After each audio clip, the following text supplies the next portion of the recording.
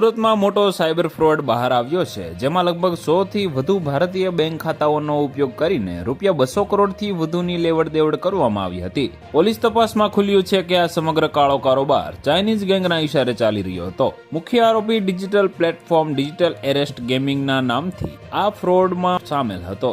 આ આરોપી વિવિધ વ્યક્તિઓના આધાર કાર્ડ, પાન કાર્ડ વગેરે દસ્તાવેજોના આધારે ફેક બેંક એકાઉન્ટ્સ ખોલાવતો હતો. ત્યારબાદ ખાતાઓમાં વિશ્વસનીય લાગે તેવા ગેમિંગ એપ્સ મારફતે મોટી રકમનું ટ્રાન્ઝેક્શન કરાવતો. આ રકમ ક્રિપ્ટોકરન્સી USDTમાં ફેરવી દેવાતી અને ત્યારબાદ તે નાણાં રોકડીમાં કન્વર્ટ કરી ચાઇનીઝ કનેક્શન સુધી પહોંચાડવામાં આવતી. તપાસ દરમિયાન ખુલ્યું છે કે આ નેટવર્ક માત્ર ભારત પૂરતું મર્યાદિત નથી, પરંતુ તેની કડીઓ મલેશિયા અને ક્યુબા સુધી વિસ્તરેલી છે.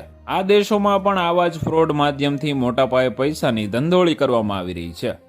તો વધુ માહિતી મેળવવા માટે ચેનલ સાથે જોડાયેલા રહો. વિડીયો પસંદ આવે તો લાઇક કરી દેજો. ચેનલમાં નવા છો તો સબસ્ક્રાઇબ કરી દેજો.